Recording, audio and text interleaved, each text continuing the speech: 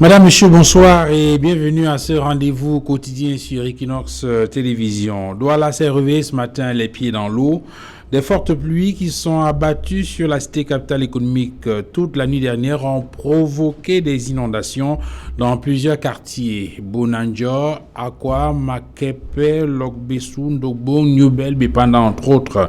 Ces inondations ont englouti les habitations, des ponts, rendant les déplacements difficiles et perturbant fortement les activités économiques. Pourtant, le 11 août dernier, le ministre de la décentralisation et du développement local, Georges Elanga Obam, invitait à travers une note les maires, l'ensemble des maires à prendre des mesures urgentes pour faire face au déluge annoncé. Forte pluie à Douala, provoquant de graves inondations et perturbant la circulation des activités dans la cité capitale économique du Cameroun, c'est le fait du jour.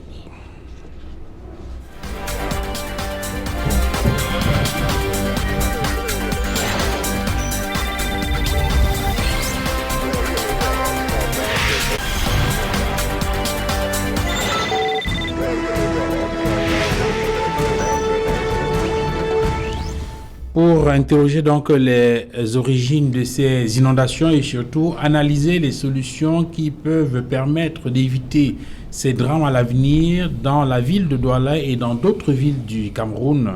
Nous avons convié sur ce plateau ce vendredi 21 août 2020 Didier Yimkwa, bonsoir. Bonsoir Duval, bonsoir à tous mes copanélistes. Je salue la résilience des populations de la ville de Douala à cette submersion parce que jusqu'à présent, on n'a pas encore signalé un mort-d'homme. Merci d'être venu sur ce plateau. Didier Mkwa, vous êtes militant politique, vous êtes du FSNC, mais vous êtes davantage invité sur ce plateau comme environnementaliste. Vous travaillez beaucoup sur les questions d'environnement et surtout d'urbanisation, si on peut dire ainsi. Merci d'être venu sur ce plateau. C'est moi qui te remercie, Duval. Jean-Robert Wafo, bonsoir. Bonsoir, Duval. Merci d'être venu. C'est moi qui vous remercie. Vous êtes le ministre de la communication au shadow cabinet du Social Democratic Front, mais vous êtes également convié sur ce plateau comme un ancien maire de Douala 2. On pourrait dire que d'une façon ou d'une autre, c'est des questions que vous devez connaître puisque vous avez été au contact des populations de façon assez proche pendant plusieurs années.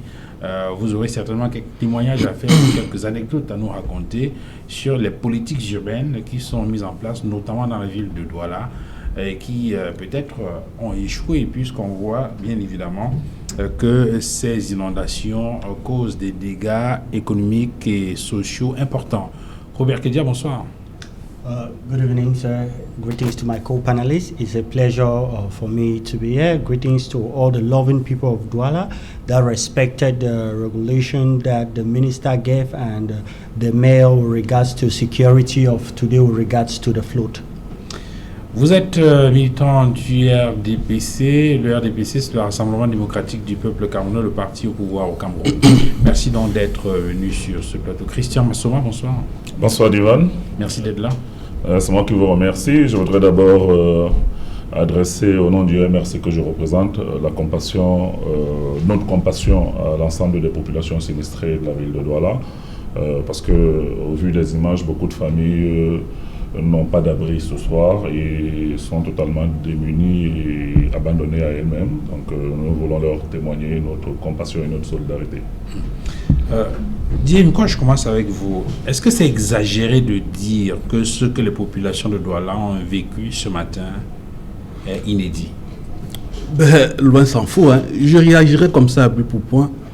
Il faut dire que Douala a une culture de submersion, a une culture d'inondation. De 2000 à 2010, on a à peu près 100 morts,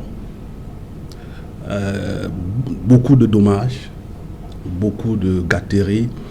Lorsque vous me posez la question du Val, j'ai deux dates qui me reviennent en tête. Vous savez, l'histoire est pourvoyeuse d'arguments.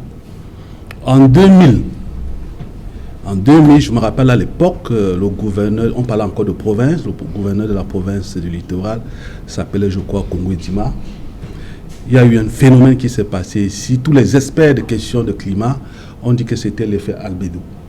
Albédo, c'est un phénomène naturel qui se caractérise par des longues périodes de pluie, de fortes précipitations, des grands volumes d'eau Et ce jour-là, je me rappelle, ça a duré, je crois, une semaine. Il y a eu déplacement des populations vers, je crois, à la place de l'UDA, si vous vous rappelez. En 2015 encore, il y a eu un phénomène qui s'est passé ici à Douala.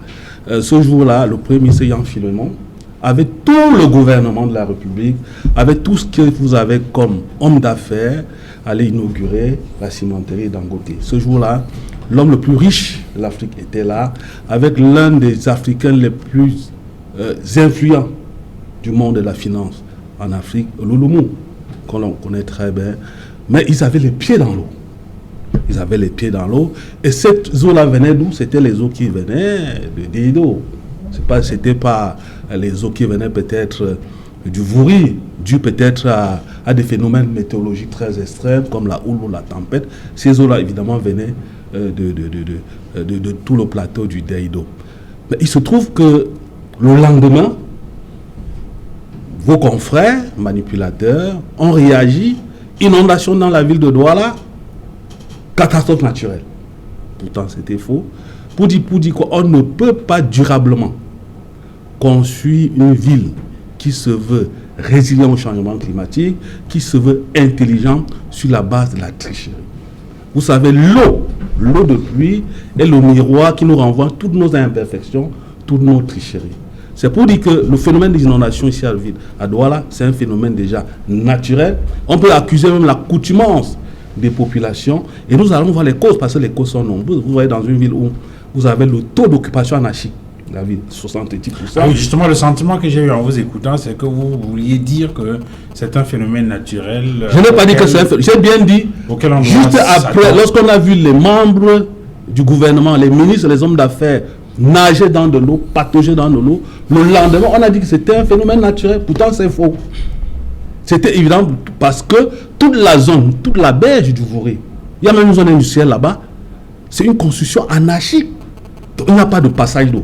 C'est pour ça que j'ai dit que le lendemain, on a titré à la une de certains dont il ne faudrait pas citer le nom ici, inondation dans la ville de Douala, catastrophe naturelle.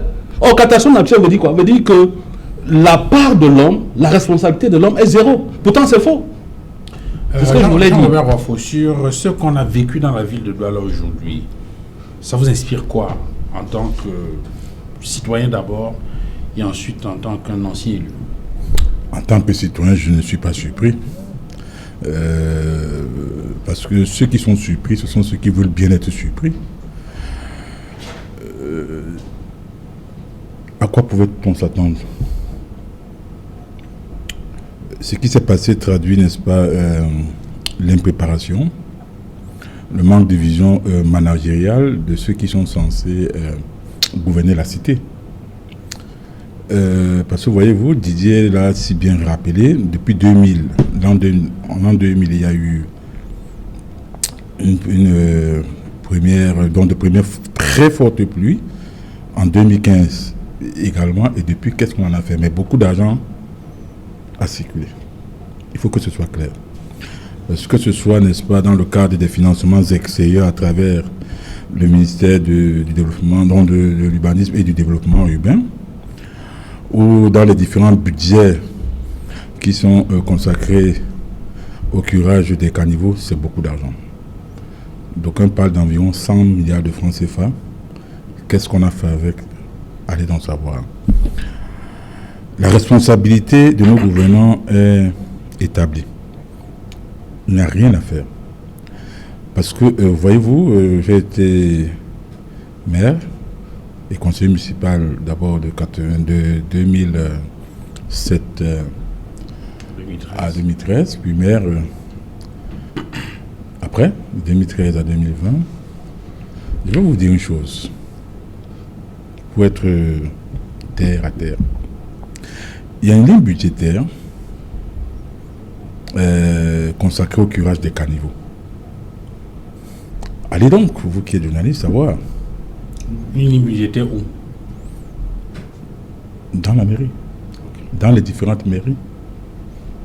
Allez donc savoir ce qu'on fait chaque année avec des dizaines de millions de francs CFA qui sont consacrés à ces lignes budgétaires. Allez donc savoir, il suffit, n'est-ce pas, de parcourir le compte de gestion matière parce qu'il y a plein de conseillers municipaux. Bon, d'aucuns ne savent pas peut-être parce que tout machin, mais il suffit, n'est-ce pas, d'ouvrir cela pour se rendre compte de ce qu'il y a plein de choses qui ne vont pas. J'en gagnerais, il suffit, n'est-ce pas, de consulter le compte d'emploi, de voir les entreprises prestataires. Parce que ce que je dois dire, c'est quoi? C'est que chaque mairie organise ce qu'on appelle une journée citoyenne de propreté. C'est une fois semaine, n'est-ce pas? C'est-à-dire que chacun, devant sa cour, balaie, cure les caniveaux et tout. Bon, il y a une ligne qui est consacrée au curage des caniveaux. Allez enquêter auprès des riverains, je veux dire ceux qui sont près des caniveaux, pour savoir si des gens sont déjà passés devant eux pour curer. En même temps, il y a également un chevauchement. Parce qu'en même temps, il y a des communes qui le font. En même temps, si vous consultez, n'est-ce pas, les comptes des mairies de ville, anciennement appelés comité, il y a également curage de caniveaux. Alors, c'est pour dire que tant que les mentalités ne changent pas, déjà au niveau de la gestion de proximité, et tant qu'également au sommet de l'État, il n'y a pas une vision prospective, les choses vont parler. Et maintenant, il va parler du budget. Oui, on revient à vous tout à l'heure. Parce que c'est extrêmement important. Là, visiblement, il y a beaucoup de choses à dire. Hein, Jean-Robert Wafou, il va falloir peut-être vous exciter davantage pour obtenir toutes ces informations. Ah bon? Robert Kedia, la réaction que les uns et les autres ont en regardant ces images difficiles des populations dans le désarroi total suite à ces inondations, c'est que le RDPC a échoué. Normally, critics are always there to criticize. When you get a former mayor says, qu'est-ce qu'ils ont fait? Therefore, he's just saying that they have done nothing. And when you say the government have done nothing, then you are just being a critic with no base. Because when you say the government have done nothing, then you end up saying nothing. All right. Before I go into detail to talk about it, the first thing I would like to tell the people is that when a country, the boundaries of the country is around the ocean, you realize that this natural phenomenon will always occur. That is why in America, in the state of Florida, in a year, it will happen more than 5 times. It's happening in China, it's happening in London, it's happening in France and the other part of the world. So it has happened in Cameroon. Now, it's so just great that before this happened, the complaint that they are saying that what have the government of CPDM done, the methodology of the state was taken, and this was announced that this is what is supposed to happen. That is what every country does, and that is what the government of Cameroon did.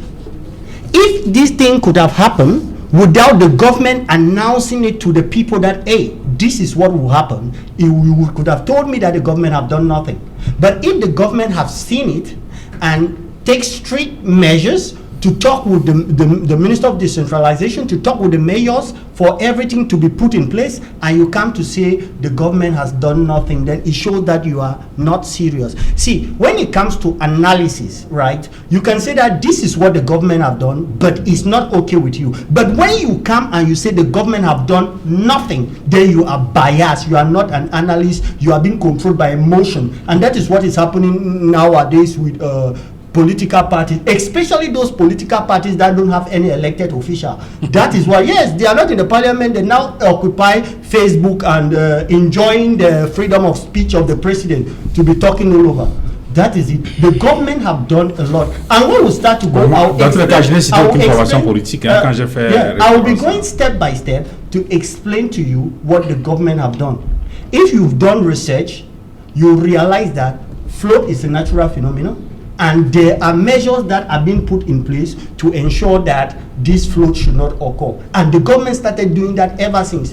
One of the major problems in Douala with regards to this drainage issue was the fact that plastic plastic issues always block gutters. And what did the government do? That is why the government came up with the issue of degradable and non-degradable plastics to ensure that they have good ones so that this drainage will not be blocked.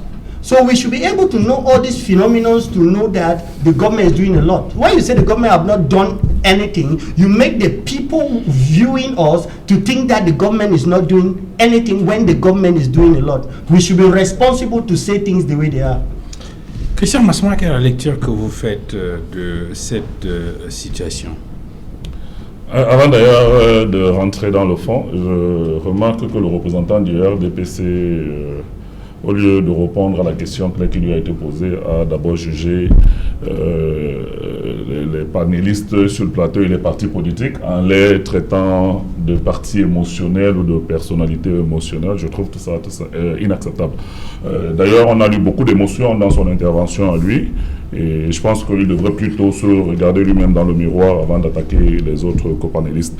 Bon, ceci étant dit, je pense que nous vivons dans une ville qu'on appelle Douala et je peux peut-être être d'accord avec lui sur le fait que c'est une ville côtière et qu'elle est soumise à des phénomènes naturels avec un peu plus d'acuité que d'un certain nombre d'agglomérations qui n'ont pas la même proximité avec la côte.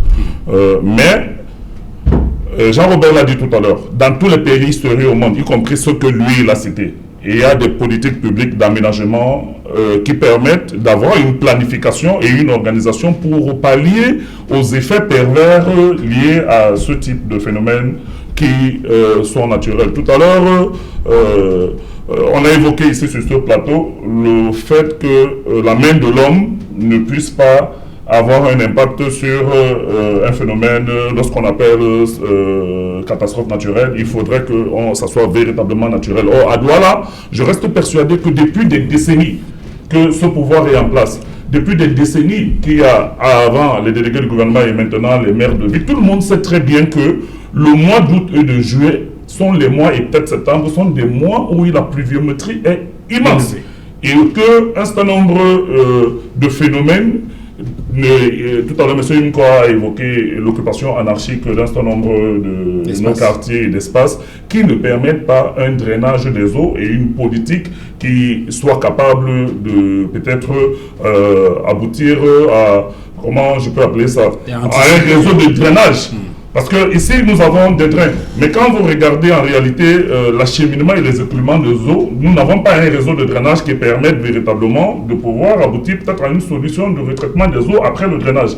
Or, nous nous retrouvons donc aujourd'hui avec une ville qui est totalement sinistrée et on veut tout simplement dire que non, c'est un phénomène naturel. Le gouvernement a fait beaucoup parce qu'il a sensibilisé les populations. Le rôle du gouvernement n'est pas simplement de sensibiliser les populations ou les maires. Le rôle du gouvernement, c'est de mettre sur pied des politiques publiques capables de pouvoir pallier les effets pervers de ce type de catastrophes telles que ce que nous avons observé ce matin. On a vu Douala totalement paralysé. On vient de voir des infrastructures telles que le pont sur le Voré. L'ancien pont a été totalement inondé. Le nouveau pont par endroit était totalement inondé. Alors, qu'est-ce que vous voulez que nous croyions? Que lorsque vous prenez des budgets pour réaliser des infrastructures, soit vous détournez une bonne partie de ce budget, soit lorsque vous réalisez ces infrastructures, vous ne le faites pas avec, en respectant le cahier des charges et un certain nombre de normes qui permettent de ne pas pouvoir faire face à ce type de situation. Donc soyons sérieux. Douala a des spécificités, mais personne ne doit être surpris par ce qui se passe à Douala. Parce que tout le monde sait que c'est prévisible. Et lorsque nous ne faisons rien, parce que c'est généralement vous ne faites rien, et que vous voulez absolument que nous soyons d'accord avec le fait que nous soyons tous devenus des spectateurs d'une situation qu'on aurait pu contrôler, ne serait-ce qu'en partie. Je vais chuter par là, Duval. Regardons, enlevons même ces phénomènes. Maintenant que le phénomène doit se produire, qu'est-ce que votre gouvernement fait?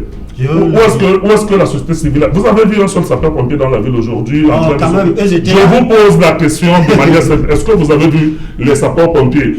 Vous avez vu la protection civile? Vous avez vu la gendarmerie, la police, nos forces en train de secourir les populations qui étaient dans ce type de structure? Même Equinox a montré aujourd'hui qu'ils étaient là. Vous, dans le RDPC, vous êtes toujours partout. Vous êtes toujours partout, sauf que nous ne voyons pas les résultats. Equinox a montré. Alors, disais quoi sur sur les raisons, parce que il faut qu'on arrive à des solutions, à proposer des solutions, même si le sentiment qu'on a, c'est que c'est un phénomène auquel on doit s'attendre. Il faut quand même qu'on propose des solutions, mais avant d'arriver aux solutions, il faudrait qu'on interroge les causes, les origines. Il y a un certain nombre d'éléments qui ont été évoqués sur ce plateau.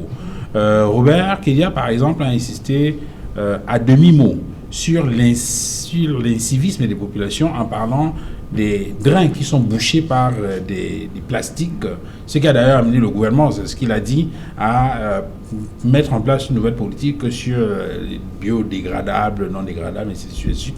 Peut-être qu'on aura l'occasion de faire l'évaluation, mais il y a aussi, de son point de vue, le fait que Douala est une ville côtière, il pleut beaucoup, la pluviométrie est abondante. Je crois qu'on parle souvent en moyenne de 4000 à 4200 mm d'eau par an.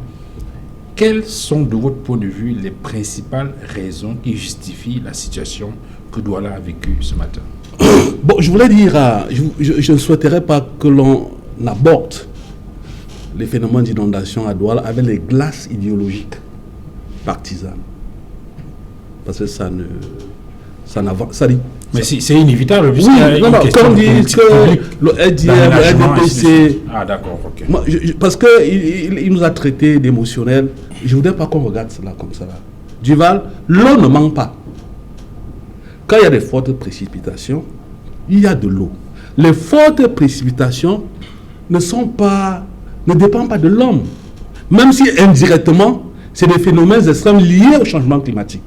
Or, au jour d'aujourd'hui, on apprend à vivre avec les changements climatiques. C'est pour ça qu'on demande aux collectivités décentralisées d'intégrer les changements climatiques dans leurs plans communaux. Mais ça veut dire que le problème, ce n'est pas les eaux qui coulent, ou bien c'est pas les eaux vont toujours couler. C'est des mécanismes de drainage. Et je vais vous dire, il le sait très bien. À l'époque, lorsqu'il était maire, il m'a amené chez un maire. Quand vous parlez des problèmes, des mécanismes d'adaptation au changement climatique, un maire ici à Douala, il me regarde comme un singe devant un écran d'ordinateur. Il ne comprend rien, alors que c'est même une opportunité. Parce que les changements climatiques aujourd'hui sont une opportunité. Bon, je voudrais revenir sur des causes simples. Voyez-vous, avant de parler des causes, je vais vous citer un exemple. Singapour est comme Douala. Singapour est comme Douala. Singapour, c'est les eaux. Mais on a pu aménager de telle sorte qu'on a gagné les terrains sur la mer, ce qu'on appelle des borders. Aujourd'hui, Singapour est la capitale de la finance internationale. Ça veut dire que lorsque l'homme se met à modifier la nature, il doit prendre un certain nombre, il doit respecter un certain nombre d'exigences. Auquel cas, à contrario, il faudrait qu'il s'attende que le jour où la nature va reprendre ses droits, il n'aura pas, malheureusement, la chance pour contrecarrer les inondations. C'est ce qui se passe à Douala. Il y a toute une conjonction de facteurs qui nous amènent aujourd'hui à gérer ces inondations. J'ai parlé tout à l'heure des taux d'occupation anarchique des sols, ça fait 70%. Voyez-vous, lorsqu'on construit les villes, je parle là sur des indicateurs pertinents de l'ONU Habitat. C'est 35 ou 30% de voirie municipale qui doit occuper l'espace urbain. Douala, c'est moins de 5%. On construit, on ne rêve pas. Même si on rêve, on planifie une ville durable, parce que c'est le mot aujourd'hui. Depuis qu'en décembre 2015, le chef de l'État a pris un certain nombre d'engagements de réduire nos émissions de gaz à effet de 32% sur la base de 2010 d'ici 2035. Lorsqu'il est rentré, certains ministres ont pris une manière de parler, ville durable, ville résiliente au changement climatique, ville intelligente, peut-être pour embellificoter les Camerounais et peut-être tromper le chef de l'État. Donc pour vous, c'est d'abord les politiques publiques. C'est les politiques publiques. Parce que pour construire les ouvrages hydrologiques, de drainage des eaux, mais c'est les politiques publiques. Donc, vous avez par exemple, j'ai parlé tout à l'heure de taux d'occupation anarchique du sol, qui est de 70%. Vous savez aussi l'incivisme de la population. Il faut se poser la question, quelle est la qualité même d'ouvrage hydraulique? Vous ne pouvez pas construire les caniveaux de Douala comme si nous étions à Banganté. Vous ne prenez pas en compte le taux d'accroissement démographique, ça fait 5%. Le taux d'accroissement démographique au Douala, le plus élevé au Cameroun. Le taux de croissance démographique au Cameroun, c'est 2,5. À Douala, c'est 5%. Vous ne pouvez pas construire une ville en faisant fi de tous ces facteurs-là. Vous avez le taux d'occupation anarchique du sol, vous avez le taux de croissance démographique, vous avez la masse, le volume d'activité économique et industrielle qui génère les déchets. Or, les populations, dans l'incivisme, transforment ces drains-là en dépotoir des déchets solides. C'est pour ça qu'il a parlé de plastique. Et les drains qui ne sont pas régulièrement curés. Tout à fait. Mais il faut aller aussi il y a un problème de gestion de bassin versant. Parce que tout à l'heure, mon camarade parlait de bassin versant. Je veux dire que le découpage, lorsque le colonisateur est arrivé, il a aménagé le plateau de Jos, juste pour les raisons commerciales, je ne sais pas pourquoi, il est parti, mais on n'a rien fait.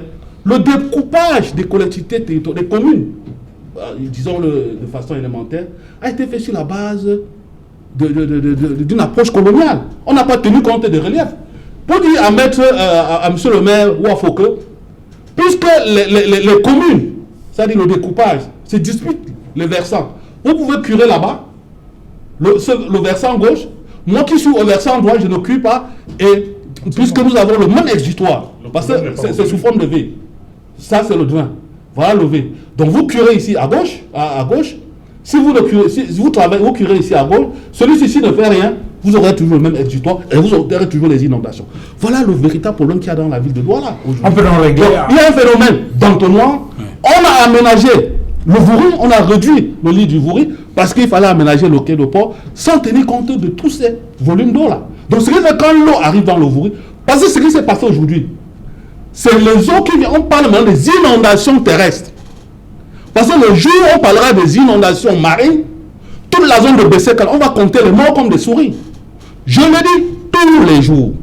Tous les jours. Mais les gens ne semblent pas nous comprendre. Alors, aujourd'hui, on se réveille, on dit que l'Observatoire national des changements climatiques a envoyé un 11e bulletin parlant des changements climatiques, des précipitations, suivi des inondations. On dit que le bulletin, monsieur, on ne travaille pas sur les inondations pendant la saison de pluie. Oui, et justement en parlant de cette, on revient sur cette question-là. Jean-Aubert Wafou, vous avez été maire à Nubel entre 2013 et 2020. La question que les téléspectateurs doivent se poser, c'est qu'est-ce qu'on fait dans les mairies? Écoutez, théoriquement, il y a, comme je l'ai dit tantôt, une ligne consacrée au curage des caniveaux. Qui peut faire combien d'argent? Bon, ce qui concerne la deuxième, si mes souvenirs sont exacts, c'est 80 millions de francs CFA par an. Par an. 80 millions. 80 millions de francs CFA. Et au niveau de la communauté urbaine, je ne sais pas du tout. Mais on peut imaginer que c'est un peu plus dense, c'est un peu plus gros. Le problème... Est-ce que cet argent est utilisé effectivement pour curer les caniveaux? Mais écoutez... les résultats parlent d'eux-mêmes. Monsieur Jean-Robert, vous avez été dans l'exécutif municipal, vous êtes bien placé pour savoir si je veux dire cet argent est utilisé. Non, on lit entre les lignes, allez-y. Allez-y, non, pas qu'on lit entre les lignes, mais je veux dire, comme le disait votre président national, ma conception de la République m'impose parfois un devoir de réserve pour des sujets dont j'ai pu prendre connaissance. Mais de quelle réserve parlez-vous? Étant en fonction. Je prends l'exemple de son président national. Mais j'ai dit d'entrée de jeu il ne peut pas scier la branche. qu'il y a une question, je suis assis sur aucune branche, personne ne saurait me tenir. Tout le problème. Ce que je vais dire, c'est quoi? Ce que j'ai dit d'entrée de jeu. Le poussé a fait son propre procès. J'ai dit, on n'a aucun procès à me faire dans les communes, et ça, j'espère que vous savez qu'on conseil municipal demain, et pourquoi pas aussi adjoint au maire. Celui qui gère la commune, c'est le maire, c'est pas les adjoints. Donc, dis donc, il faut que ce soit clair. Ce que je vais dire, c'est quoi? C'est que, d'abord, au niveau des collectivités territoriales décentralisées, une ville comme Douala, il y a 6 communes et il y a une communauté urbaine. Bon, il y a un chevauchement de compétences en ce qui concerne le curage des drains. Oui, c'est ce que disait. Il y a un chevauchement. Donc, non, le chevauchement n'est pas dû au fait qu'il y a un maire de commune. Le chevauchement, je le dis bien, je suis clair. Il y a, lorsqu'on regarde la division administrative des communes, ils ont tenu compte d'une division coloniale. Oui, mais c'est géographique. On ne dit pas la même chose. Ça veut dire que si le problème que pose Didier, on peut régler ça en concentrant cela À la Dans les pays, dans les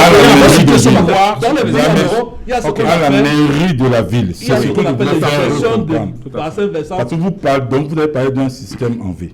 Un système Oui, c'est ça le bassin Si versant. une commune que l'autre ne cure pas, la commune même qui a curé sera dans la même situation. Sera dans la même situation. Tout à fait. Donc il faudrait harmoniser, n'est-ce pas, le curage Voilà. des caniveaux. Et l'entité, la collectivité territoriale, ouais. à même de le faire, c'est la mairie de la ville. C'est vrai, monsieur.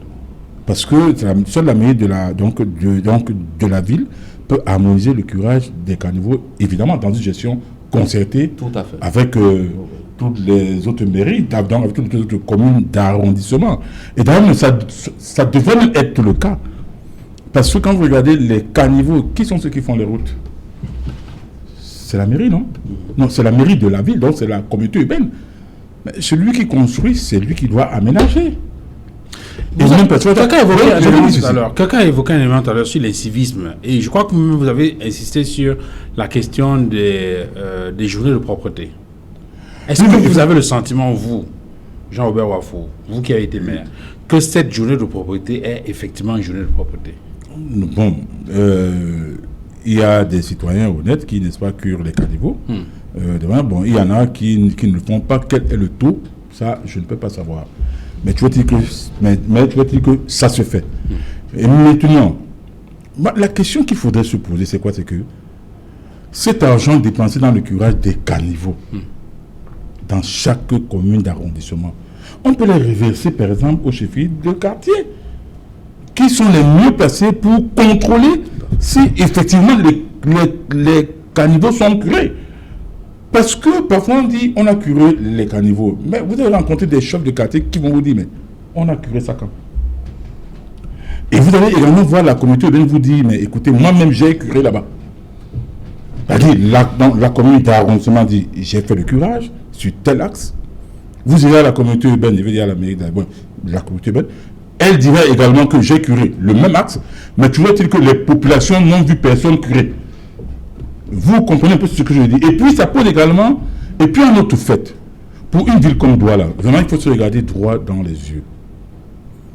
Le budget de la commune, d'une ville, le budget de la communauté urbaine, bref, de la mairie de la ville, anciennement appelée communauté urbaine, est faible. Monsieur Duval-Fangwa, les normes imposent que au minimum 7% du PIB, donc de la richesse d'une ville, soit consacré aux besoins primaires de santé, d'éducation, d'environnement et tout. Mais quand vous prenez Douala, prenez le budget de la commune de la ville de Douala. Avant, c'était, je crois, 75 milliards. J'ai entendu dire qu'ils ont baissé ça de 14 milliards. Mais pourquoi c'est fait? Non, mais suivez, de 14 milliards du fait de la Covid. Oui. Mais je vais dire, même déjà à 75 milliards, ça donne à 3 000 milliards, 3 015 milliards, ou c'est 3 025 milliards. 3090. 3 090 milliards de PIB. 7%, on est dans les 270 milliards de francs CFA. C'est le minimum qu'il faut pour une ville, donc pour une collectivité, donc pour une ville comme Douala. Mais allez regarder, regardez, quand on prend le budget de toutes les 6 communes, quand je ne parle même pas de budget, parlons plutôt des recettes. Parce qu'un budget, c'est une prévision. Prenez les recettes. C'est dans les 1,8 milliard. Fois 5 communes, on est dans les 9 milliards de francs CFA avec Manoka qui a, je crois, c'est 250 millions. Disons, mettons ça pour les 6 communes à 10 milliards de francs CFA. La communauté urbaine, à l'époque, était à 75 milliards. Ça fait 85 milliards de francs CFA. Ils peuvent faire quoi dans une ville comme Douala? Ils ne peuvent rien. Non, écoutez, je ne fais pas, c'est-à-dire que je ne prends pas le mais ça questionne, ça questionne. Pour qu'on comprenne bien votre raisonnement. Il faut des moyens. Non, pour qu'on comprenne bien votre raisonnement. Oui. Vous dites qu'il y a de l'argent dans les mairies. Cet argent doit être consacré au curage des caniveaux. Ce n'est pas fait. Maintenant, vous voyez qu'on donne plus d'argent.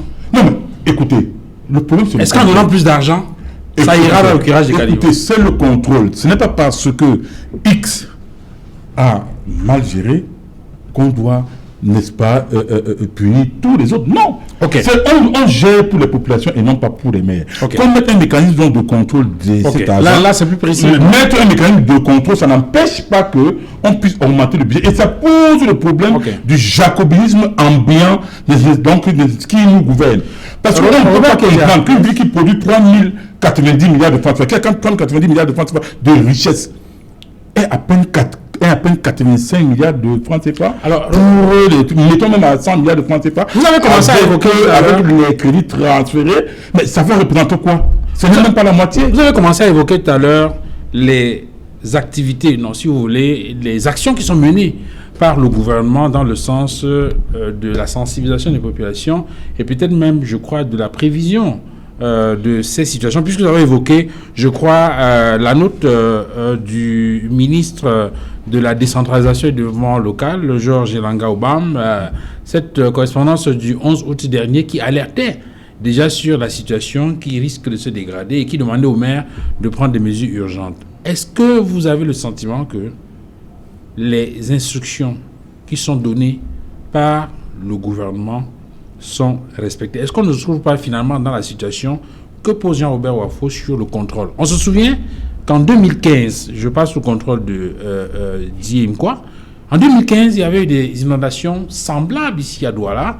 On avait identifié, on avait cartographié les zones à risque et le ministre avait donné un certain nombre d'indications. Il y avait des zones qui devaient être détruites, il y a des habitations, il y a des immeubles, il y avait un certain nombre de choses qui devaient être faites. On a le sentiment que depuis que le ministre est venu, il a dit, il est reparti, rien n'a été fait. Comme d'habitude. Monsieur, beaucoup a été fait. Et après tout ça, on a vu le grand-maire, il était à Bonabéry avec le maire de Bonabéry. Votre chaîne a montré comment ils ont mangé, ils ont arrangé partout. Votre chaîne a montré comment ils ont travaillé. Oui, And to be honest with you, c'est when incroyable. we are analyzing, we should bring our good faith and we should be honest when talking with people. My brother here of the Cameroon Renaissance movement said that forces of law and others were not out to save people. When Equinox said it itself, that at around Maché Sanagade, they showed where people were there to rescue people. And you come on a platform and say, le gouvernement n'a rien fait, les forces n'étaient pas dehors. Mais Equinox a montré qu'elles étaient dehors. Mais par rapport du maire... Vous préférez lui répondre que le... Non, je vous ai déjà dit qu'à par rapport de l'affaire des maires, le grand maire de Douala était à Bonabéry avec le maire de Bonabéry. Votre chaîne était là, on a montré comment ils ont travaillé. When we even talk about drainage, for instance, I'll take example in Bonabéry. In the space of 2 years, more than 100 bridges have been constructed to ensure that water flows very well. If you have been in Douala here, Bridges. if you have been in Douala here, yes, these bridges in the quarter, yeah, these bridges in the quarter. Donc vous voulez dire qu'il y a eu 100 ponts à Bonabéry. 100 ponts construits. When they say bridge, what are you considering as bridge? In Glanga, where I am, how many bridges are there? Should I be called? The roads have been constructed. Vous parlez de 100. Il parle de Dalo. Même si c'est Dalo 100. All right. Let me proceed. 100 Dalo. This has been constructed there. Is there? Go to the Council of Bonabéry and do your research, sir. You will see it there. Faux, monsieur. Go to the Council of Bonabéry, you will get it there. Now, how many years did it take to be that? If you have gotten what I've said, maybe you don't get what I've said. I've given you the period of years that all that was constructed. So I've already said it. Maybe you don't understand English very well, but I already said it here. So go and do your research and you'll find it. I don't come here to say things that are not there. But I say things, and I say things. I am there, and I'm being honest. Those are the things that the government have done. With regard to drainage, if you are a mayor and you have been in Douala, you will see the drainages that have been constructed. Robert, vous êtes en train de dire que à Bonabéry, parce que vous avez parlé de Bonabéry tout à l'heure, vous avez parlé du maire qui était là-bas avec des engins pour faire, pour drainer. Donc vous dites que dans la zone là où il y a eu inondation aujourd'hui et où le maire était pour créer les caniveaux, on a construit 100 ponts. I'm saying that for the period of 5 years. Ok. Dans une période de 5 ans. I don't know how you call it in French, caniveau, or you call it bridges, but I know in English. Bon, il y a les ponts, il y a les ponceaux, il y a les dallos. I don't know how you call it in French. Alors, so mais pour revenir à la question I que am saying posée. that those are the things that have been constructed. Now, why did it water still come? It is natural. Douala is beside the ocean, and the government have done a lot now. When this thing was announced, The mayors were there. They did a lot. What Cameroonian political parties make governments to believe is that the government did nothing. But what the mayors did, if they did not do what they did, what happened today could have been worse. The mayor worked very well to ensure that what we are looking, if the mayor did not actually work, what happened today could have actually been worse. Okay. So to be honest, we should say things the way they are. And if you don't have fact, go to the council in Bonaberry, do your research, you get the information there. Before we talk, we go there, we get information. We don't talk things because we want to talk. And sir, please apologize to Cameroonians that the military was there to take care of people. When you say the military, the forces of law and order were not there to take care of people, it's wrong, even if we not show it. So at least tell Cameroonians the forces of law and order were there to take care of people. You will be honest. Christian Assoma, de votre point de vue, quelles sont les principales raisons qui justifient une situation comme celle qu'on a vécue? Les uns les autres ont indiqué ici qu'il y a la forte pluviométrie, il y a peut-être l'incivisme, il y a peut-être les détournements de fonds dans les mairies, il y a même des doublons, puisqu'on dit que pendant qu'on gère à la mairie, on gère à la mairie de la ville. Pour vous, il faut commencer par quoi? Je veux dire, les causes principales, c'est lesquelles? First of all, I would like to react to you. When you are coming here to talk about CPDM, don't take people as you are taking your, doctors or children in your house. No. Hey, I listen to you because I can listen to you. So you have to be polite and listen to me. I've not spoken, so I say, I'm living in Bonaberry. All right. I know Bonaberry very well. Yes. What you are talking here, it's in your dreams. It's not in the reality. And you have to stop that. If somebody have to apologize, it's you, it's not me. You said the forces of law and order were not there to I'm save talking people, about we are talking about the phenomenon. Apologize first of that one that you lied. You just tell lies concerning Bonaberry, Grand You just lied Mambanda. about forces too. So when you are telling lies, you don't just lie ask about me forces to too. apologize. You You lie guys, about forces. when you are talking nonsense, finally you say no. You said the forces of law and orders were not there. Robert, please. When you was talking, I listened to you. I don't know whether in CPDM you guys don't have any education to listen to other guys. When you are talking, I'm listening to you. So you will better listen to me. I said I'm living to Bonaberry also. And what you are saying is totally wrong and you know that. So don't take people here as dogs or monkeys. You have to stop that. Bon, je vais revenir sur ce que j'étais en train de dire parce que j'écoute des choses qui sont totalement surréalistes. Pour un résident de Bonaberry, je suis né à Bonaberry, j'ai grandi à Bonaberry, je connais tout Bonaberry. Je milite à Bonaberry, ma circonscription. Non. Donc ce n'est pas lui qui va me dire ce qui se passe à Bonaberry. Il y a deux Bonaberry. Il y a Bonaberry. Non, Bonaberry et elle. Non, oui, et le Bonaberry. Et le Bonaberry.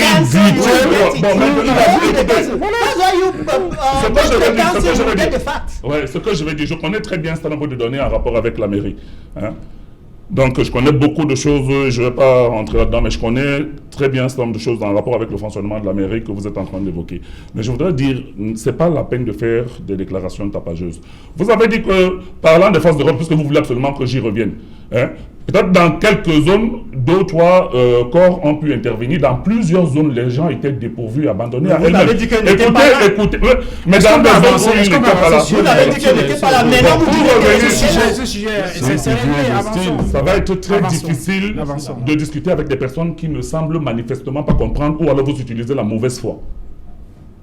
Je parle français, peut-être comme vous avez dit. Revenons sur les causes de Christian pour avancer. Donc, il y a un problème, nous avons parlé des causes tout à l'heure, et nous avons dit que les causes naturelles et les causes que tout le monde peut assimiler, je pense que l'environnementaliste. Oui, M. Imko en a parlé tout à l'heure.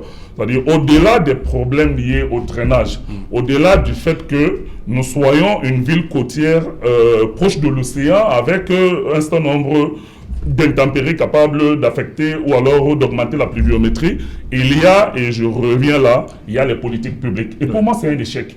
Parce qu'on ne devrait pas être dans une situation où on ne peut plus drainer les caniveaux dans ce pays. C'est-à-dire on n'est plus à ce niveau-là. Les budgets qu'on évoque, on a évoqué le budget des mairies d'arrondissement, on n'a peut-être pas évoqué le budget de la mairie de ville. Je ne veux pas y savoir, nous on n'a pas encore géré ces budgets. Mais j'ai du mal à imaginer que ces budgets sont utilisés de manière efficiente. Vous parlez de la journée citoyenne de propriété.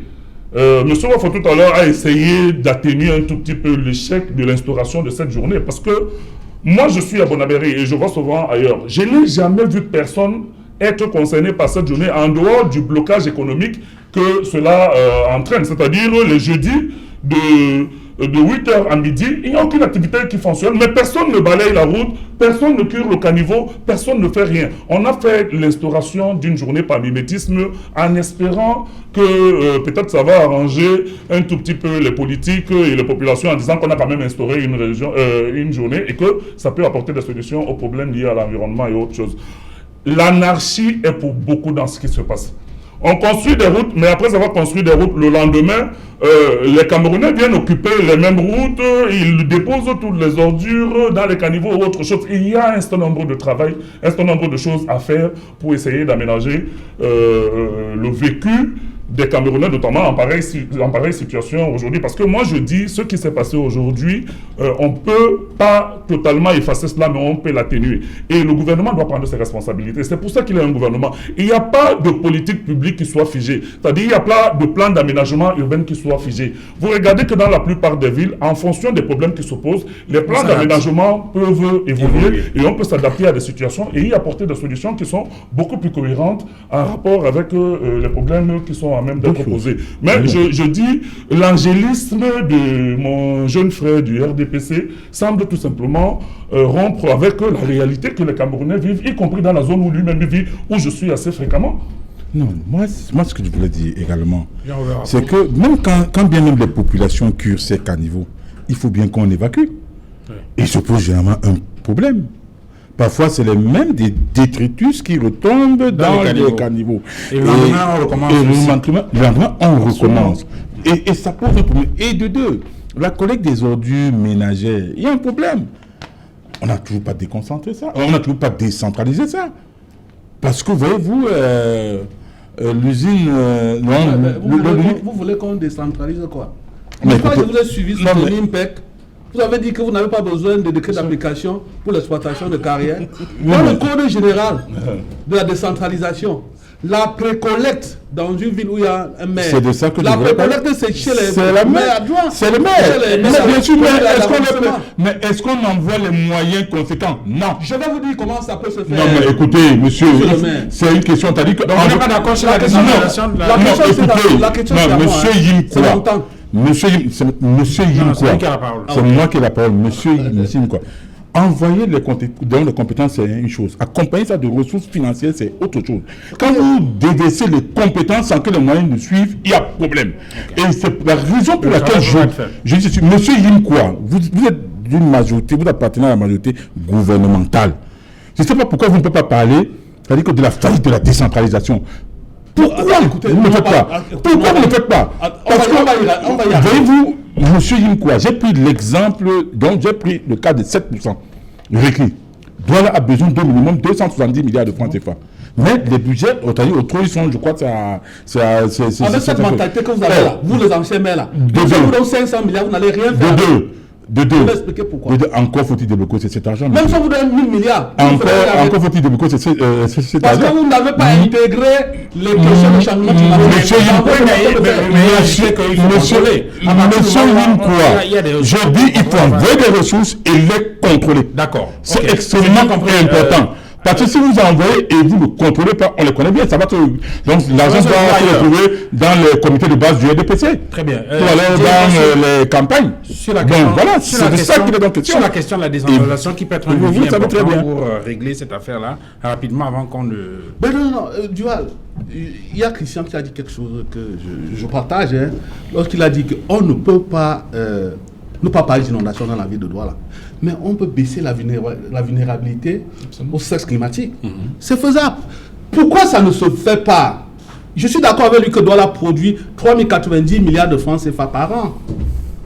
Je suis d'accord. Et quand on nous donne moins de... Quand je dis nous à Douala, on nous donne moins de 10%. Mais le véritable problème, c'est qu'il le sait mieux que moi, parce que c'est un spécialiste des questions de décentralisation. Qu'on peut chercher l'argent ailleurs. Hein? Le levier de la coopération décentralisée, ça se fait. Monsieur Wafo, vous êtes d'accord avec moi que lorsque vous étiez adjoint au maire, je suis venu vous voir. Je vous ai dit que lorsqu'on a une mairie, comme dans la deuxième, on a la chance, excusez-moi, je peux paraître cynique, d'avoir une prison comme Nobel, où vous avez de volumes énormes de bourses sanitaires. Je lui ai dit qui est une jeune fille qui a travaillé sur la valorisation des bourses sanitaires de Nebel.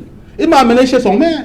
Son maire est en train de faire 3 mandats. Si elle n'est pas aujourd'hui, qu'est-ce qu'elle aura laissé de durable? Rien. Oui. Oh, mais la bourse sanitaire, mais la bourse sanitaire, je vous ai également non, écoutez, on va pas dans tous les sens. Monsieur Didier Yimkwa, On ne va pas je dans vous tous ai les sens. également envoyé sur le mail comme non-job à Douala 3e. Est-ce qu'il ne vous a pas reçu?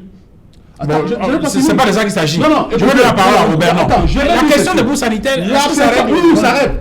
Comment? Ça arrête comment? Ça arrête que lorsque vous valorisez, parce que ça rentre dans ce qu'on appelle le projet vert.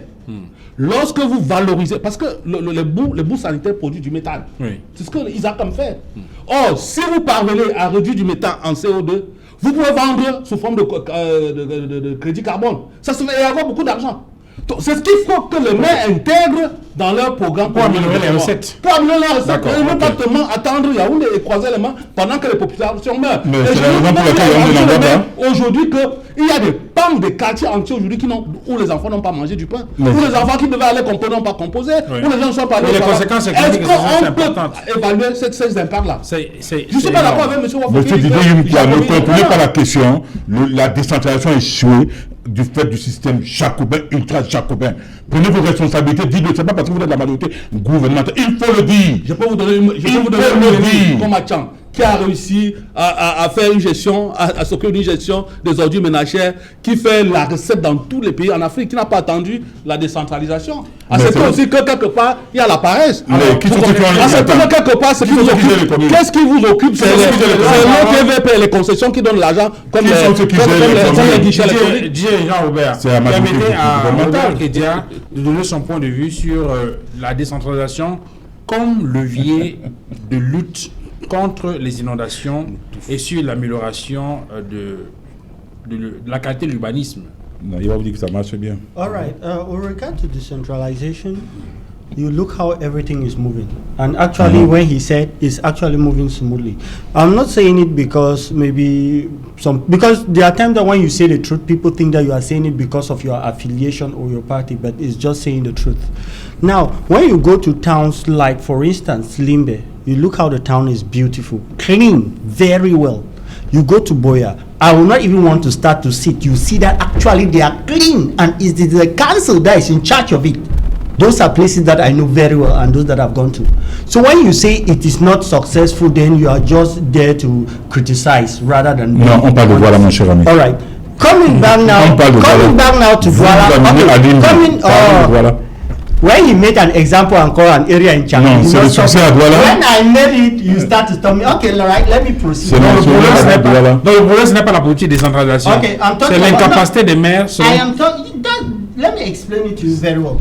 You look, for instance, when I want to give again my example of Bonaberi, my brother will say maybe I'm in another Bonaberi. Il vaut mieux ne plus rentrer à Bonaberi.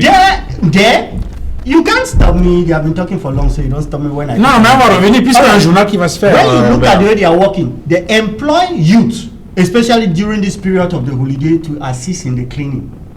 The Izakam is there. On ne peut And pas les many- trains en saison pluvieuse. And many other ways are Yeah, there Kabbalah that the comme voisin. government has been doing it. Ou que les gens And we saison should pluvieuse. be honest. The council of Bonaberi employs youth during this era and many times to clean it. My brother in Bonaberi will accept to that one, except that he will refuse. But the council does that often.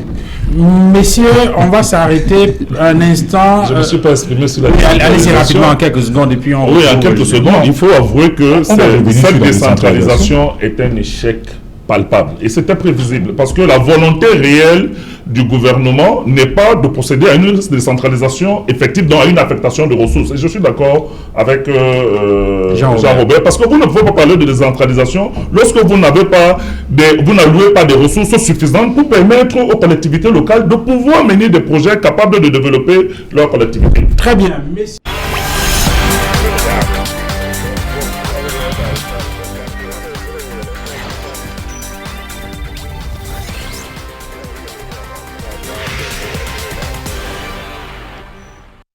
Ce soir, pour cette deuxième partie, Christian Massoma du MRC, Didier Yimkwa du FSNC, Robert Kedia du RDPC, bien sûr, Jean-Robert Wafo du Social Democratic Front. Messieurs, je voudrais qu'on revienne rapidement sur l'actualité concernant donc ces inondations dans la ville de Douala. Jean-Robert Wafo, lorsqu'on écoute les responsables de la ville et lorsqu'on écoute un certain nombre d'analystes, on a le sentiment que la nécessité s'impose à présent de cartographier les zones à risque et surtout de prendre des mesures courageuses vis-à-vis des populations qui sont installées dans ces zones à risque. Oui, bon, j'ai bien envie de dire que gérer, c'est prévenir. Malheureusement, à chaque fois, c'est des discours qu'on tient chaque fois que la saison des pluies arrive. Bon, il parle de mesures courageuses. De quelles mesures courageuses parle-t-il? Si c'est déguerpir, n'est-ce pas, les populations qui sont situées dans ce qu'on appelle les zones à risque, mais il faudrait faire attention. Parce que le Cameroun a ratifié quand même un certain nombre d'instruments juridiques, notamment le pacte international pour les droits économiques, sociaux et culturels, qui indique clairement que le droit au logement, c'est un droit inaliénable. Mais maintenant, s'ils veulent déguerpir donc des gens, avant tout déguerpissement, il faudrait d'abord qu'il y ait un site de recasement et qu'on donne des moyens, c'est-à-dire qu'il y ait un dédommagement pour que les gens puissent peut-être aller construire là-bas. Et ce problème de logement questionne, n'est-ce pas, la politique gouvernementale au plus haut niveau. Parce que voyez-vous combien de logements sociaux il y a au Cameroun? Il y a Olembe, les logements sociaux d'Olembe, c'est 150 appartements, 17 millions de francs CFA par appartement. Combien de Camerounais peuvent mobiliser 17 millions de francs CFA pour se tailler un appartement de ce côté? Il y a Ngodi Bakoko, bon, allez voir combien ça coûte. Non, cela questionne, n'est-ce pas, de façon globale, la politique d'urbanisation de ce pays. Parce que Douala n'a pas surpris les gens. Les gens ont vu la démographie s'accroître. Il n'y a rien à faire. Mais quelles sont les mesures qu'on a pu prendre? On n'a pris aucune mesure. D'ailleurs, bien maintenant, qui pourra me dire combien nous sommes actuellement à Douala et le nombre de maisons qu'on a à Douala, de façon globale, ainsi que par arrondissement. Donc c'est un échec de la vision managériale de la gestion de nos villes. Et ce n'est pas le citoyen qui doit payer les pots cassés. Parce que quand les citoyens construisaient, les autorités étaient au courant, du moins tout le monde voyait, parce que les chefs de quartier également sont les auxiliaires d'administration, il y a tout un mécanisme, il y a des responsables qui sont en charge de cela. Alors, et vous voulez maintenant que les gens, quand vous allez venir les déguerpir, ils iront où? Pourquoi n'a-t-on pas construit dans de nouvelles villes, des banlieues par exemple? Quand vous regardez Douala, quand vous voyez quelqu'un qui vit par exemple à EDA et qui travaille à Douala, si chaque fois il se dit mais pourquoi toujours faire la navette Douala, EDA? Pourquoi on ne doit pas me taper un lopin de terre? Et c'est comme ça qu'il va se taper un lopin de terre dans un endroit qu'on appelle zone dangereuse ou alors zone à risque. Alors, pourtant, s'il y avait une politique globale, n'est-ce pas, non seulement de logement, mais également de transport. Parce que dans les pays ici, on voit des gens qui habitent à 100 km, qui se lèvent le matin, qui prennent, n'est-ce pas, leur métro ou bien leur tramway, et vont, n'est-ce pas, vaquer à leurs occupations, et le soir, ils rentrent. Donc, c'est une faillite généralisée. Et je dis, ce n'est pas les populations qui doivent payer les pots cassés. Et si on veut les déguerpir de là, qu'on respecte leurs droits. Parce que le Cameroun a signé des conventions internationales et ça doit être respecté.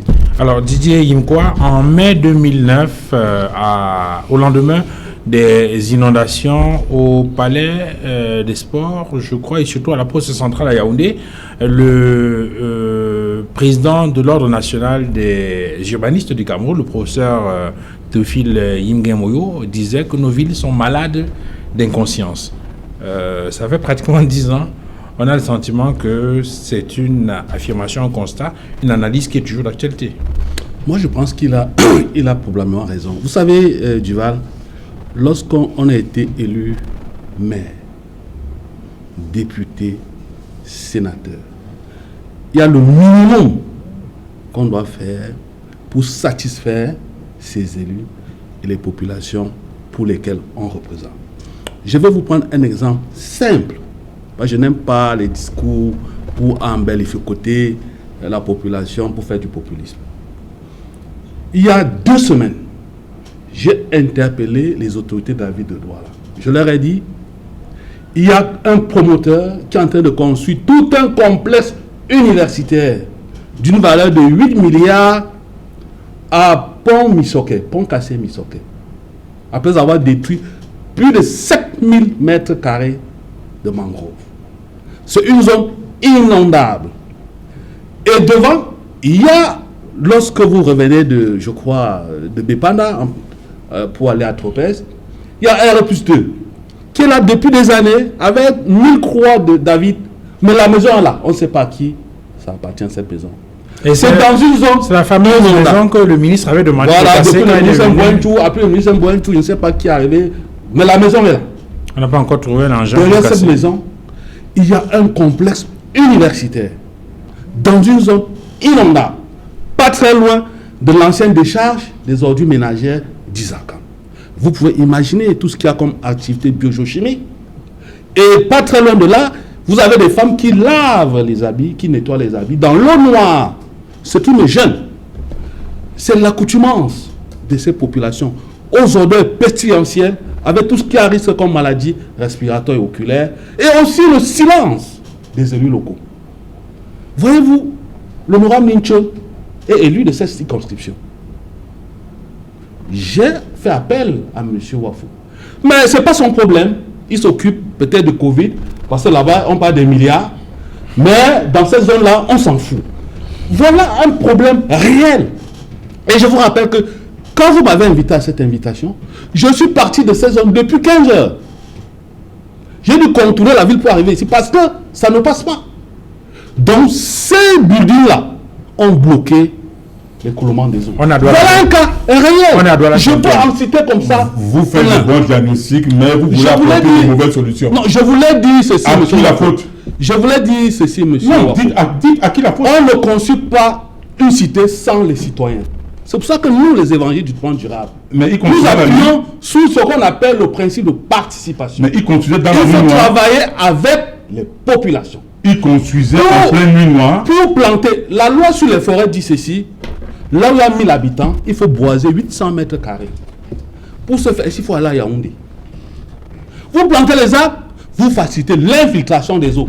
Parce que ce qu'on ne dit pas, ces eaux qui stagnent là, sont le laboratoire d'incubation des larves d'anophèles. Et à chaque fois, le taux de prévalence du paludisme monte. Mais et la faute, à côté, vous avez les populations qu'il faut sensibiliser. À la moindre goutte de pluie, elles ouvrent les vannes de WC. Même ici à Bonanjo ou bien à Aqua, quand il pleut, quelques gouttes d'eau, les odeurs montent. Parce que les gens qui ont même des immeubles ouvrent leurs vannes. Et tout ce qu'il y a comme boue sanitaire s'écoule à l'égout public. Il faut construire la ville avec les populations. Okay. Tant qu'on va exclure la population en tenant ce discours populiste de M. Wafo, on reviendra toujours parler des inondations. Je parle dans le cas de la ville de Christian. Christian, qui sont les coupables? Christian Assoma, ne cherchez pas à protéger sur la question des mesures qu'il faut prendre. Il s'agit de faire quoi de façon urgente? Parce que là, le gouverneur, par exemple, a indiqué qu'il faut que les populations sortent des bas-fonds, que les populations sortent des zones à risque. On peut considérer que ce sont les mesures les plus urgentes, au moins pour répondre à l'appel lancé récemment par le ministre. Oui, mais Duval, ce n'est pas un discours nouveau. Ce discours, on le tient depuis des années. On a vu des zones, récemment, vous avez vu à côté du marché central, en Commando, ça fait des années que le gouvernement aurait dû déguerpir ces populations dans cette zone industrielle. À Bonaberi, les populations qui sont vers Alpeka, Mambanda et autres choses, que ce soit non seulement la zone est très dangereuse, mais en plus c'est une zone industrielle.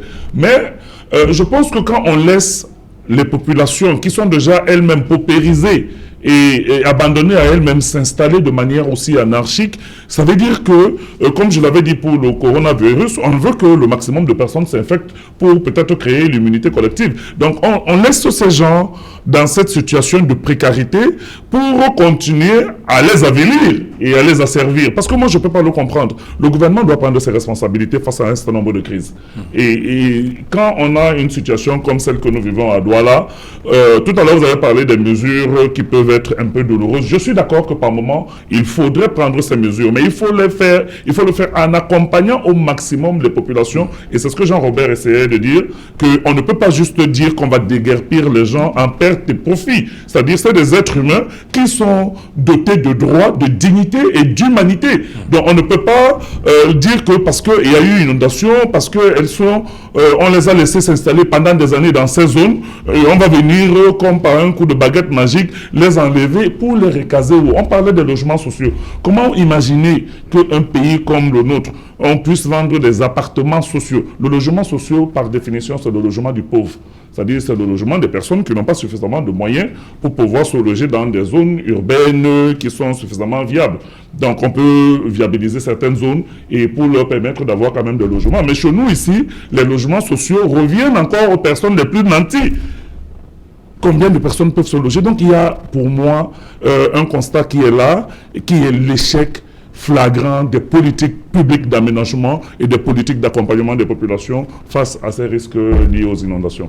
Robert Kedia, c'est une situation qui est assez complexe pour les pouvoirs publics. Il faut, à un moment donné, prendre des mesures courageuses vis-à-vis des populations, alors que ces populations, en même temps, représentent le bétail électoral. The truth is, when the government take decision to break people's houses where they've constructed where it's not wrong, people will go down to the street and say they have destroyed their houses. When the government does not, it will be a complaint. That is why the government have decided to be broken. It's a process. They have been broken and it will continue. But the most important issue now is that this flood has occurred and drastic measures are supposed to be taken. The people were already informed to leave these areas, so they should leave. At times when it happened, like in the state of Florida, they'll ask people to leave. And when it happens, they come back. So when this thing happened, the people should understand that they are supposed to evacuate the area and get a new place to settle. When the main issue is that most of the settlers there, they are settling there illegally. So when the government has them to leave, it is legal. Pas très loin de nous, à Lorbessou là, derrière Collège Soleil, il y a un ravin là qui ressemble à un grand canyon. Mais voilà, quelque chose que j'ai soulevé depuis à l'époque du maire, l'ancien maire RDPC, Sa Majesté Ebanda. Le problème est là. Ça engloutit plus de 50 maisons. Les populations sont parties, on ne sait pas où elles se trouvent aujourd'hui. Mais le drame est là. À Minké, à Lorbessou. Mais non, mon frère, mon camarade, lorsque on parle de questions réelles, ne cherchez pas à amener RDPC, RDF. La pollution ou bien les inondations ne discriminent pas les partis politiques. Alors, Duval, ça aurait été facile si on avait planté les le bambou de Chine. Le bambou de Chine derrière Lorbessou. On aurait stoppé ce ravinement-là. Mais moi, je pense que certains élus n'aiment pas cette vie. Au mieux que ces élus-là ont peur de prendre un certain nombre d'actions. Même pour planter, monsieur Lafo, pour planter le bambou chinois derrière Lorbessou pour stabiliser le ravinement, il faut aller à Yaoundé.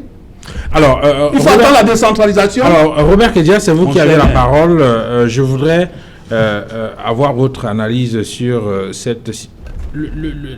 la question. Est-ce que, à un moment donné, vous n'avez pas le sentiment que ces élus locaux-là sont un tout petit peu préoccupés par leur mandat, ou il faut peut-être aussi à un moment donné penser à protéger la paix sociale? Il faut peut-être éviter que les gens soient fâchés et qu'ils descendent dans la rue comme au Mali pour demander finalement au président de la République de démissionner. On a bien observé que on est parti d'une contestation électorale au Mali à une revendication, genre il faut que le président de la République parte. Il a insisté, mais finalement il a été débarqué. You are saying something totally opposite when you try to bring in the case of Mali in here. When we are talking about local elected officials like mayors, I hope you know that all mayors are not from the CPDM, they are from all other parties. So when you are talking about elected officials, Mais il y a des politiques you are talking publiques. about elected officials from all the parties. Mais il y a pas que les maires. On a bien vu dans le cas d'espèce qu'il y a le gouverneur qui est descendu, il y a le préfet qui est là, et puis il y a les autres maires des différentes formations Quelles politiques. différentes formations politiques? Non, il ne faut pas tronquer la vérité. Les maires, Est-ce que- tous sont du RDPC. Il ne faut pas tronquer. Non, on ne parle pas. Non, il faut On ne pas- parle pas Bon, d'accord, spécifiquement parce que- du Non, on est dans Douala, la ville de puisque Douala. la question des inondations, c'est vrai, ça concerne est dans Douala. la ville de Mais lorsqu'on Douala. parle des zones à risque, cela ne concerne pas seulement Douala. On se souvient encore de la catastrophe de Gouaché à Bafoussam. Ça concerne toujours les politiques fait. urbaines, je crois.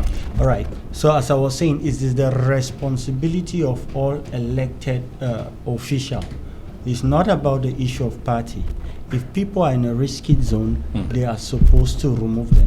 It is good to save a life. Même si than to ces reach- populations-là than peuvent se to fâcher et reach- descendre dans Doing what is right is there. Mais à l'heure que tu penses toujours à dire que les populations fâchées partent dans les rues, non. Les Camerounais sont éduqués, donc je ne sais pas de ce que tu parles. But why are Eux they connaissent ce still- qui est correct et eux connaissent ce que eux peuvent faire. Mais pourquoi Et vous les laissez et toujours là-bas? et si les Ça fait des élus années que vous ont les abandonnez décidé là-bas. de prendre certaines décisions pour que les gens sortent dans les endroits qui sont dangereux, c'est ce qui est correct. Et les Camerounais connaissent que c'est parce que la correct. question, c'est mais pourquoi les gens alors sont que dans vous les disiez zones- qu'on a peur que certaines personnes pensent Pourquoi que les gens vous- vont Mais pas. ils y sont dans la depuis des rue. années, Non. vous les Alors abandonnez que vous là-bas. dites que vous, le Cameroun est géré par beaucoup de maires des autres partis. Qu'est-ce que vous donc dites de vous? Comme si tout le Cameroun Donc, est vous géré dites par à les l'organisation. mairies de RDPC. Mais On c'est parle déjà des élus. C'est Tous déjà les dit. élus. Tous les élus. Et les maires, tous les maires au Cameroun qui sont des Ouais, autres je veux partis dire. Alors. doivent prendre les grandes décisions. alors, Quand Christian que vous Massoma. dites que vous, ça me dit quoi?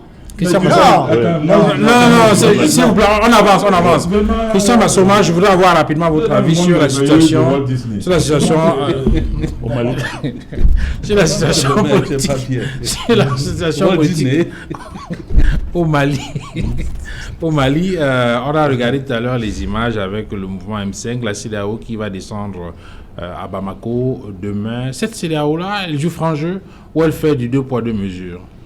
Non, la CEDEAO est dans son rôle. En tant qu'organisation sous-régionale, je pense qu'ils ont un certain nombre de mécanismes, de règles qu'ils doivent faire appliquer ou alors veiller à ce qu'elles soient appliquées au niveau des États membres. Mais simplement, tout le monde sait aujourd'hui que, je le dis de façon péremptoire, que IBK ne reviendra plus au pouvoir. C'est-à-dire, il y a eu une crise.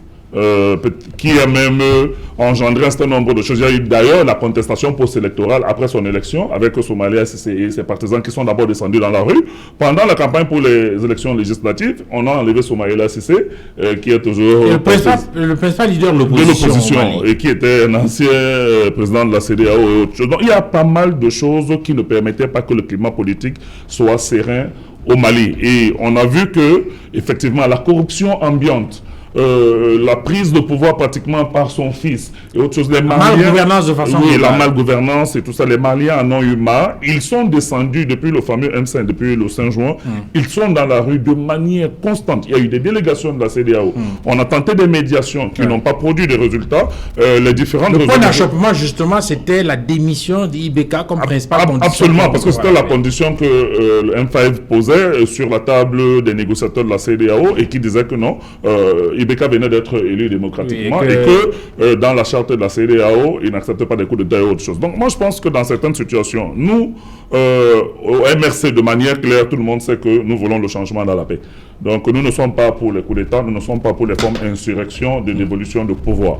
Mais maintenant, quand le peuple est dans la souffrance, quand le peuple est meurtri et que le peuple n'est plus écouté par le sommet, je pense qu'il faut trouver des moyens d'apaisement. Et c'est pour ça que, malheureusement, que ce soit au Mali, que ce soit chez nous pour le moment, il n'y a pas un dialogue franc qui permet d'établir ne serait-ce qu'un minimum de confiance entre ceux qui gouvernent et qui utilisent le pouvoir de manière ostentatoire et ceux qui essayent juste de pouvoir porter un certain nombre de revendications légitimes à l'attention de ce pouvoir. Donc, malheureusement, on est arrivé à cette situation au Mali.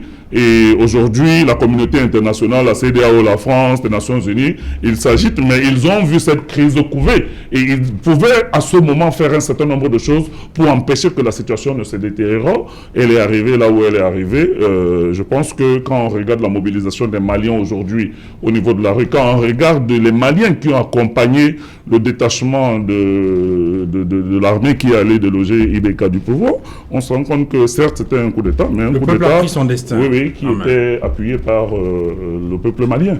Dis-moi quoi, c'est ça le peuple souverain? Quel peuple souverain? J'ai un ami, le peuple n'a rien à y voir là.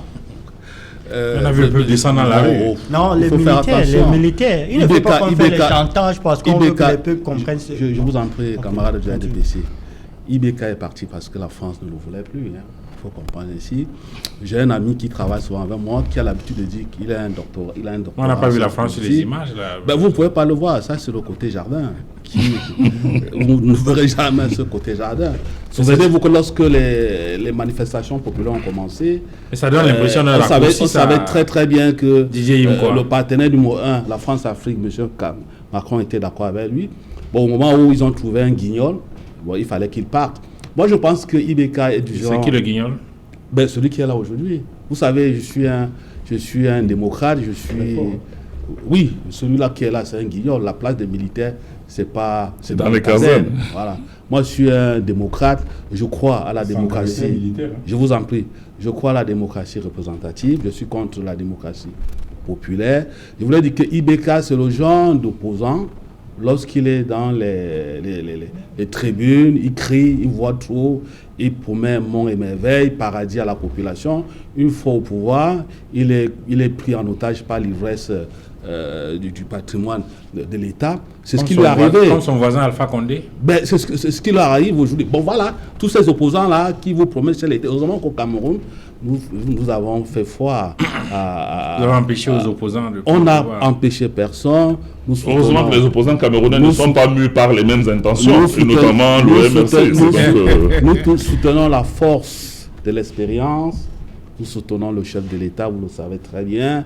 Nous croyons en lui. Pour dire que tous ces opposants-là qui promettent mon MRV, voilà, une fois lorsqu'il va arriver là-bas... Mais cette expérience nous a mené dans le chaos que vous venez de décrier. C'est très contradictoire votre discours. Parce que nous parlons, mon camarade, nous parlons aujourd'hui de Ibeka. Non, lorsqu'on va revenir dans le contexte de il doit être très embêté avec cette histoire. Je ne suis pas embêté, pas du tout. J'ai dit que Ibeka a fait des promesses qu'il n'a pas tenues. Il arrive avec un pays dont les 2/3 sont dans les mains des djihadistes. Il promet des choses, malheureusement, il est pris par l'ouverture du pouvoir, par la patronalisation, ils l'ont bien dit, de tout ce qu'il y a comme richesse du pouvoir, il n'a rien fait. Donc, et vous savez très bien que... Et comment vous accusez la France alors? Puisque vous-même vous dites que son bilan est nul. Non, écoutez, faites attention. Faites attention dans ces choses-là. Les mécanismes d'évolution du pouvoir sont très très complexes. Et quelqu'un a dit que le peuple est la boue. C'est pas péjoratif. Ok. La preuve, c'est que ceux qui ont pris le pouvoir, c'est pas le peuple. Jean-Robert Wafo. C'est des militaires. C'est un guignol. Une fois que lorsqu'on va... Et moi, j'ai peur qu'on vole la victoire de ce peuple-là. Jean-Robert Wafo, est-ce que ça donne pas l'impression d'un raccourci, de vouloir justifier le débarquement de Ibeka par la main de l'Hexagone? Pourtant, le bilan d'Ibeka n'est pas aussi élogieux que ça. Une chose, un coup d'État peut être militaire, civil, électoral, constitutionnel. Donc s'il faut condamner un coup d'État, il faut tout condamner. Ça, il y a rien à faire. Il faut tout condamner. Donc, c'est quoi un coup d'État électoral? C'est pas un coup d'État. Mais écoutez, ça veut dire, mais quand vous sortez d'une élection et que quelqu'un braque les élections, donc c'est clair que c'est un coup d'État électoral. Je précise ma pensée. Hein? Et c'est la pensée, c'est-à-dire que de plusieurs personnes. Depuis on voit le rapprochement EDF-MRC. Non, il y a aucun rapprochement entre EDF et le MRC. Il peut y avoir des convergences, mais on n'a pas un rapprochement. Non, c'est ce que nous attendons. On n'en a pas. Parce que avec le sans-péri, on triomphe sans gloire. Mais le FSNC a lieu au pouvoir. C'est un rapprochement nature. On serait heureux d'avoir EDF-MRC. C'est venu pour m'empêcher de avec sans-péri, on triomphe sans gloire. Allez, Didier, c'est bien la parole. On aura une bonne à la opposition. fois. Calmez-vous. On aura une bonne opposition. Calmez-vous. Je suis clair dans ce que je dis. Un coup d'État peut être civil, militaire, électoral, constitutionnel. Non, donc si on veut condamner, on condamne toutes ces formes-là. Bon, ben maintenant, il se trouve qu'au Mali, ce n'est pas un coup d'État classique. C'est-à-dire on n'a pas vu les militaires se lever un matin pour aller chasser Ibeka. Il y a d'abord eu une grande populaire, des grosses manifestations populaires. Il y a eu des négociations, ça n'a pas marché. Et puis l'armée a décidé donc de remettre la balle au centre. Et bon voilà, donc on ne peut pas dire que c'est un coup d'État classique. Non. Et je vais même plus loin. Que ce soit la charte africaine des droits de l'homme et des peuples, ainsi que le protocole additionnel du 21 décembre 2001. Qu'est-ce que ces deux instruments disent? Que les réformes doivent être engagées dans l'intérêt du peuple, dans l'intérêt des peuples. Alors, si ce coup d'État militaire... Ça veut suivre le discours du patron de la junte. Son premier discours... Mais écoutez, monsieur... Je vais respecter tous les accords de partenariat. Monsieur Didier Jim. Vous dites que je me soumets au diktat de ceux qui m'ont mis là-bas. C'est une interprétation. Monsieur, on va s'arrêter là. Je n'ai pas fini. Je dois parler. Je dis la charte africaine des droits de l'homme et des peuples ainsi que le protocole additionnel du 21 décembre 2001 précise que les États partis doivent s'engager fermement dans les intérêts de leur peuple. C'est dans la gouvernance démocratique. Je suis contre les coups d'État militaires, mais à un moment donné, il le faut. Mais on peut comprendre même non, il le faut. Sans même que tu es d'accord. Il parle du droit d'ingérence humanitaire. Mais si on va s'arrêter là pour ce vendredi, malheureusement, ça va dans le sens des intérêts. On n'est tenu par les impératifs du temps, je suis désolé. Merci à vous, messieurs, d'être venus sur ce plateau. Equinox ce soir de ce vendredi 21 août 2020. Point final, merci à vous, Christian Massoma, d'être venu sur le plateau. Vous êtes militant du MRC. Merci à Didier Yonkwa du FSNC. Merci à Jean-Robert Wafo du SDF et à Robert Kedia du RDPC. Merci, madame, messieurs, d'avoir suivi cette autre livraison d'Equinox ce soir. Bonsoir chez vous.